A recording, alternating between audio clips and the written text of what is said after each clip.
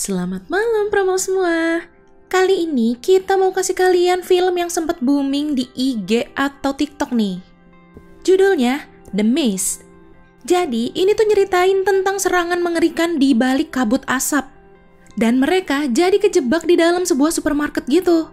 Oke, sebelum lanjut ke alur cerita lengkapnya, boleh dong klik tombol subscribe-nya dulu. Gratis kok. Kalau udah, yuk langsung aja kita ke alur ceritanya. Di pembukaan scene ini, kita bisa lihat ada badai besar nih ya.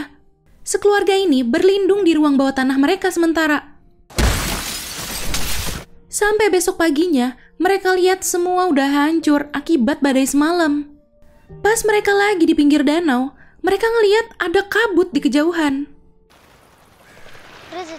Ya, agak bingung sih, karena gak biasanya ada kabut di danau itu. Hari itu, David ngajak Billy ke kota bareng tetangganya si Norton buat beli persediaan. Tapi pas di jalan, mereka ngeliat banyak pasukan tentara yang menuju ke arah tempat tinggal mereka, daerah pegunungan. Di supermarket ini udah rame banget orang yang belanja buat persediaan juga. Jadi ya mereka harus antri bayarnya. Kelihatan keadaan di luar juga kayak lagi ada sesuatu yang terjadi gitu. Sampai akhirnya alarm darurat kota bunyi. Ada kakek-kakek yang datang sambil berdarah-darah. Terus dia bilang, ada sesuatu di kabut. Dan dia nyuruh tutup pintunya. Nah, benar tuh, kabut asapnya udah sampai situ. Tiba-tiba berguncang, kayak semacam gempa bumi gitu.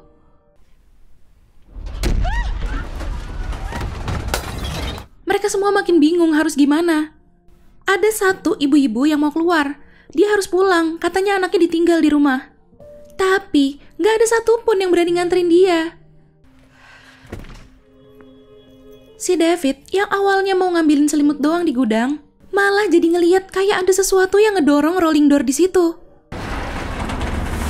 Dia cerita ke yang lain, dan mereka ngecek bareng-bareng. Norm maksa tetap ngebuka pintunya. Udah sombong-sombong tuh dia, ngebuktiin kalau gak ada apa-apa di luar. Tiba-tiba kaki dia ditarik sama sesuatu yang mirip tentakel gurita gitu.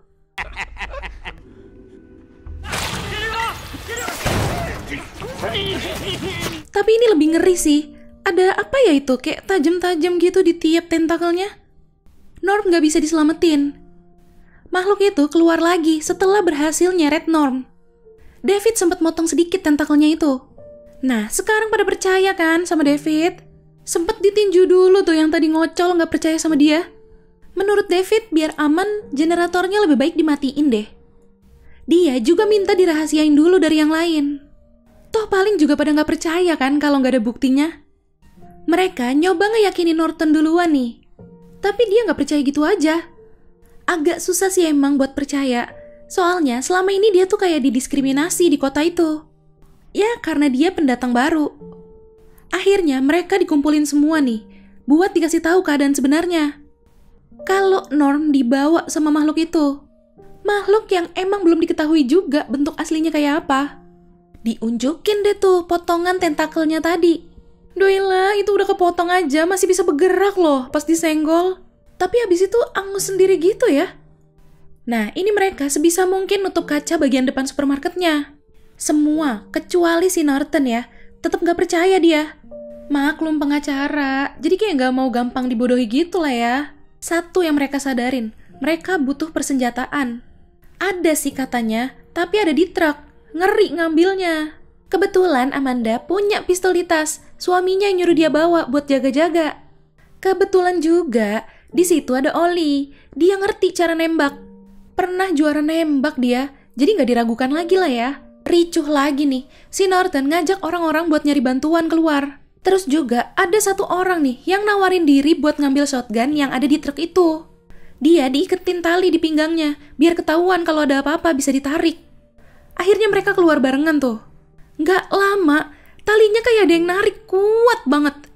Pas udah nggak ketarik, David nyoba buat narik talinya lagi. Dan bener, ada darah di talinya. Orang yang tadi itu nyisa pinggang ke bawah doang.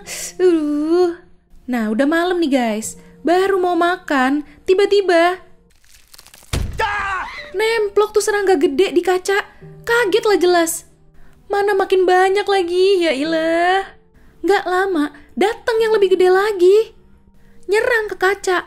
Dan kemungkinan besar nih ya, ini tuh karena cahaya. Jebol juga akhirnya kacanya. Yang kecil-kecilnya nih udah pada masuk. Sekarang yang gedean juga udah pada mulai nyerang. Kacau banget udah nih keadaannya sekarang.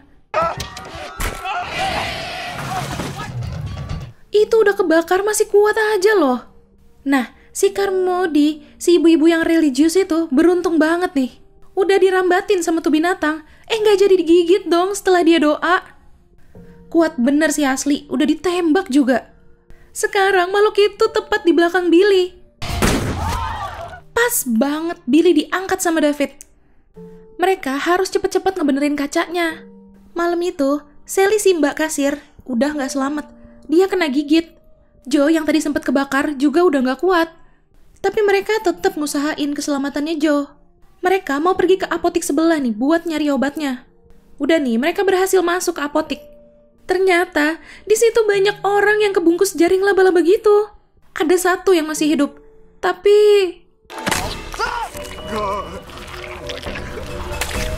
di dalam badannya itu banyak anak laba-labanya keluar lewat kulit. Abis itu muncul deh tuh sejenis laba-laba tapi jauh lebih gede. Dan parahnya lagi, Bobby kena jaring laba-labanya. Terus kulitnya kebakar gitu. Bobby nggak selamat. Si Joe juga keburu tewas, obatnya terlambat. Di sisi lain, si Carmody nih berhasil ngeyakinin beberapa orang di situ buat ikut percaya sama omongannya dia selama ini. Mereka baru inget nih sama anggota PM yang mereka temuin di apotik itu. Dia ngomong, maaf, ini semua salah mereka. Apa maksudnya ya? Mereka coba nanya ke salah satu anggota tentara yang lagi sendirian. Tapi dia ngakunya sih nggak tahu apa-apa. Mereka mau cari 2 tentara lainnya ke gudang. Taunya 2 tentara itu udah gantung diri dong. Mereka jadi curiga kalau ini tuh semua emang gara-gara proyek Arrowhead. Jadi ahli sains itu lagi penelitian buat nembus ke dimensi lain gitu. Nah, nggak sengaja lubang yang sebagai pintunya itu kebuka. Ya jadi makhluk dari dimensi lain itu pada masuk ke dunia kita. Parah sih ini ya. Akhirnya dia ditusuk setelah nyeritain semuanya.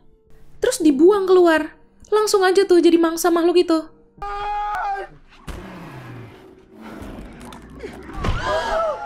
Sekarang mereka-mereka ini yang otaknya masih pada normal lagi mindik-mindik. Ternyata di situ udah ada Carmody sama pengikutnya. Dia ngelarang mereka pergi. Katanya itu ngelawan kehendak Tuhan. Dia tuh percaya kalau ini semua udah takdir Tuhan. Carmody minta Billy buat dijadiin tumbal dengan alasan penembusan. Saking keselnya, akhirnya ditembak si Carmody sama Ollie. Ya emang gak ada cara lain sih ya selain ditembak. Tapi sayangnya, pas sampai mobil, Ollie dicomot duluan sama makhluknya. Yang berhasil masuk ke mobil cuma David, Amanda, Billy, sama si kakek nenek itu. Sebelum jalan, David sempat ngambil pistolnya dulu tuh. Ini udah sampai rumah. Ternyata istrinya udah jadi korban juga. Sedih banget sih asli. Untung si Billy lagi tidur, jadi nggak lihat. Sekarang mereka juga nggak tahu harus kemana. Sepanjang jalan bisa kita lihat nih ya, seisi kota udah hancur. Bahkan mereka tuh harus berhenti sementara. Kalau ada makhluk gede itu di dekat mereka, ya biar nggak diserang.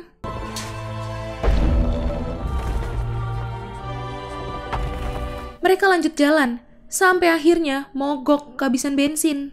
Ya udah, inilah titik putus asa mereka. David lihat ada sisa 4 peluru buat bunuh diri. Sedangkan mereka kan berlima ya, kurang 1. Aduh, nggak tega asli deh sama Billy. David nembak mereka satu-satu. Dan sisa dia sendiri yang harus bunuh diri dengan cara yang lebih menyakitkan. Mau nggak mau kan dia harus dibunuh sama makhluk itu. Tapi, yang lewat malah tentara. Bawa beberapa orang yang berhasil dievakuasi.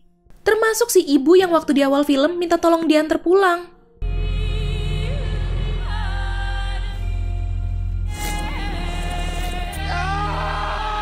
Ya ampun ya, ternyata tentara udah mulai berhasil berantas makhluk-makhluknya. Ya, gimana dong itu udah terlanjur dibunuh? Ya, itu tadi alur cerita dari film The Maze. Aduh, nyesel senyesel-nyeselnya tuh ya pasti si David. Padahal ya, kalau dia nunggu sedikit lagi aja, pasti semua selamat. Oke Pramal, Jangan lupa ya follow Instagram kita @radiomalam.id. Sampai jumpa di ulasan alur cerita selanjutnya. Selamat malam.